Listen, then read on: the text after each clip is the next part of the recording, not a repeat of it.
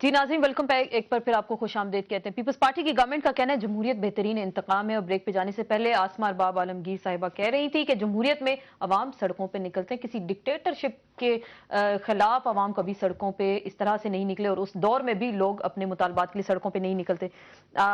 Senator Jamal Khan Lowari صاحب آپ بتائیے۔ میں کسی ڈکٹیٹر کا نہ کوئی بیرسٹر ہوں نہ وکیل ہوں، لیکن ایک ڈکٹیٹر کے ساتھ آپ رہے، آپ کم از کم آپ کی جماعت رہی۔ میں اس کا وہ ڈکٹیٹر، میں کوئی اس کا وکیل نہیں ہوں جی۔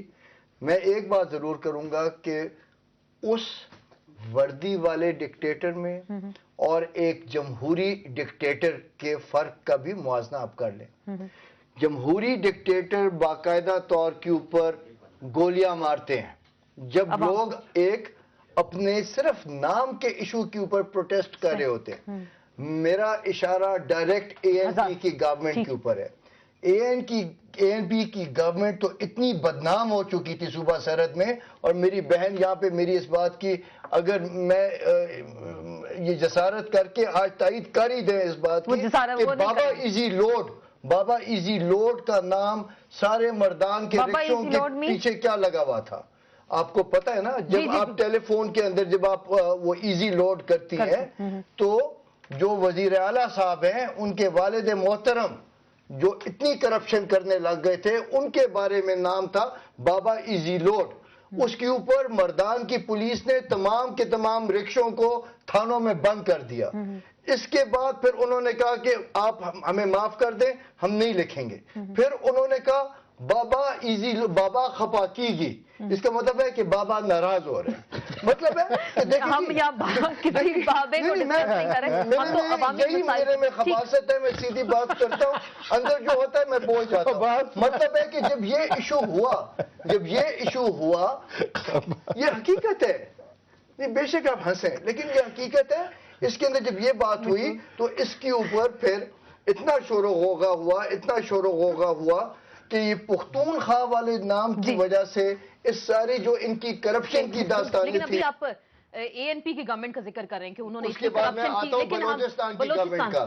بلوچستان کے اندر پچھلے سال وزیر اعلیٰ بلوچستان نے ہر ایم پی اے کو 22 کروڑ دیے۔ اس سال 16 کروڑ ایک ایم پی اے کو ملے، پچھلے سال 22 کروڑ۔ آپ مجھے بتا دیجئے کہ وہ 22 جمع 16 38 کروڑ ایک ایم پی اے کے حلقے میں کدھر لگے؟ کچھ نہیں لگا۔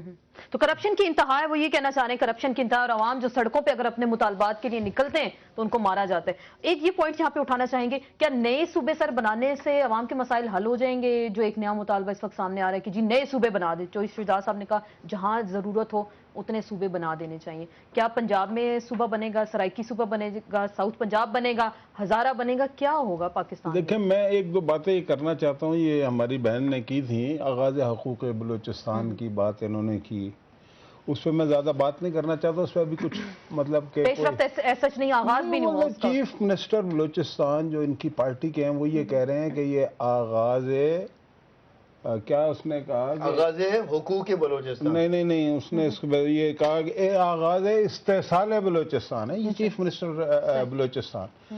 گورنر نے بھی اسی طرح کی بات کی۔ دوسری باتیں کہہ رہی ہیں لوگ سڑکوں پہ آ رہے ہیں، جمہوریت ہے، دیکھیں یہ ایک اینگل ہے۔ دوسرا اینگل لوئی 14 کے زمانے میں جب پبلک بہت زیادہ انہی باتوں سے تنگ آئی تھی، جب وہ کہہ رہے تھے کہ روٹی نہیں ملتی تو جاؤ کیک کھا لو، ملکہ نے بھی کہہ دیا، تو اس وقت سے ڈریں۔ دیکھیں میں کہنا یہ چاہتا ہوں، میں نے جو سگھڑ عورت کی بات کی تھی، سگھڑ عورت ہوتی ہے اور پھوڑ عورت ہوتی ہے۔ سگھڑ عورت کی طرح یہ اگر حکومت چلائیں گے، یقین کریں عوام سڑکوں پہ نہیں آئیں گے۔ یہ حکومت ایک پھوڑ عورت چلا رہی ہے۔ پھوڑ عورت نہیں سر، اس میں دونوں مرد ہیں۔ علامتی بات، سمبولک بات کر رہا ہوں، نہیں میں سمبولک بات کر رہا ہوں، میں سمبولک بات کر رہا ہوں کہ یہ حکومت پھوڑ عورت کی طرح چلائی جا رہی ہے، اور اگر یہ اس طریقے سے چلے گی تو دیکھیں یہ تو آپ نے صوبوں کا سوال، اصل میں سوال یہ ہے صوبوں کے حوالے سے کیا تھا، عوامی مسائل کم ہو جائیں گے۔ دیکھیں ہم لوگ بہت ہی تیزی میں 100 میٹر کی اسپرنٹ لگاتے ہیں ہر کام میں۔ صوبے بننے چاہیے، وہ ایک علیحدہ کویسچن ہے، کہیں کا مطالبہ ہے وہ ضرور، لیکن صوبے بنانا کوئی مذاق کام نہیں ہے۔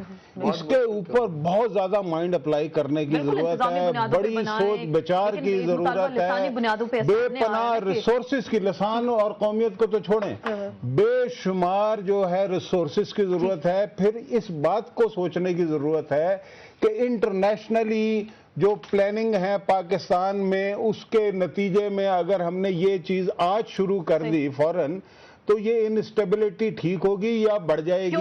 تو وہ ہے نا کہ ابھی نہ چھیڑ محبت کے گیت ہے مطرب، ابھی حیات کا ماحول خوشگوار نہیں، لوگوں کو بجلی نہیں مل رہی. ابھی حیات کا ماحول خوشگوار نہیں، واقعی خوشگوار نہیں. گرمی تو اتنی شدید ہے اور بجلی کی پھر ہم لوڈ شیڈنگ کا ہی ذکر کریں گے. ابھی انہوں نے مثال دی پھوڑ عورت کی اور ان کا سگڑ عورت بڑے طریقے سے گھر کے معاملات کو چلاتی. تو آپ لوگ یہ کہنا چاہ رہے ہیں کہ نااہل ہو چکے ہیں، گورنمنٹ نہیں چلا سکتے، عوامی مسائل کو ایڈریس نہیں کر سکتے، عوام کو آپ لوگوں نے کچھ سچ کوئی تحفہ تو نہیں دیا. دیکھیں آسما، میرے خیال میں اس ملک کی بدقسمتی یہ ہے کہ لوگوں کو عادت ہو گئی ہے ایک جنرل اور ڈکٹیٹر کے ساتھ وقت گزارنے کی، جبکہ اس میں یہ ماحول ہوتا ہے کہ آل از ویل، سب اچھا ہے والا ماحول ملتا ہے. آپ کو کبھی حقیقت کا پتہ نہیں چلتا کہ اس پردے کے پیچھے کیا ہے، جبکہ آج ساری حقیقتیں باہر ہیں. تو ان کو ایکسیپٹ کرنا ایک بہت عجیب سا لگتا ہے. جب آپ دیکھیں کیری لوگر پر آرمی نے اعتراض کیا تو ساری ملک سٹنٹ تھی. سٹنٹ اس لیے تھی کیونکہ کبھی ہم نے یہ دیکھا نہیں، ورنہ آپ بڑی بڑی ڈیموکریسیز میں دیکھیں آرمی جنرل پیٹریوس نے 50 دفعہ اعتراض کیا کہ فوج اتنی بھیجنی چاہیے یا نہیں بھیجنی چاہیے Afghanistan. Whatsoever they had different views, Obama and ہم. تو ہم لوگ اس چیز کے عادی نہیں ہیں. آپ کہہ رہے ہیں ہم جمہوریت کے عادی نہیں، جمہوری رویوں، لیکن ابھی بھی ہم دیکھیں ہمارے بھی ملک میں معاملات بہت سارے فورن پالیسی جو کچھ فوج چلا رہی ہے. نہیں، یہ غلط بات ہے. آج کوئی فوج ہمیں عادت ہو گئی ہے ابھی، کیونکہ ہم فوج کو ہمیشہ ایک غلط دائرے میں دیکھتے رہے، قبول کرتے رہے، اور ہمارے چینی سیاسی بھائیوں نے فوج کو سپورٹ کیا. فوج آج اپنے دائرے میں بیٹھی ہوئی ہے اور بڑا اچھا پرفارم کر رہی ہے. لیکن حکومت کیا کر رہی ہے؟ فوج اچھا پرفارم کر رہی ہے، حکومت کیا کر رہی ہے؟ حکومت تو ناکام نظر آ رہی ہے. حکومت بالکل ناکام نہیں ہے. یہ کوئی ادھر ایک دو لوگوں کی کہنے کی بات نہیں ہے. حکومت کے مسائل بے شک بہت ہے.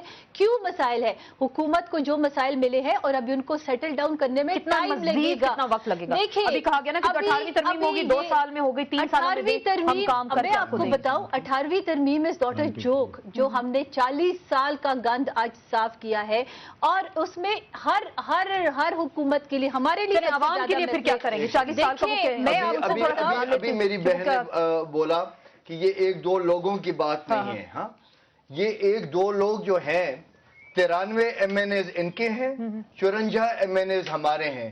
147 ایم این ایز کی 2 جماعتوں کے 2 نمائندگان آپ کے سامنے بیٹھے ہوئے ہیں، اور جب یہ بتا رہے ہیں کہ یہ صرف ہمیں جواب دے دیں. 18ویں ترمیم کے اندر جو ایک اس قسم کا سیاہ میں سمجھتا ہوں ایک شک آئی ہے، جس کے اندر ایک منتخب جمہوری وزیر اعظم کو ایک غیر منتخب پارٹی کا ہیڈ تبدیل کر پارٹی سکتا کا صدر یا چیئرمین یا کو چیئرمین، جو بھی اس کو کہہ لیں، جو اس کا سربراہ ہے، وہ اس کو صرف اس وجہ سے فارغ کر سکتا ہے کہ وہ کلمہ حق ادا کرنے لگ جاتا ہے.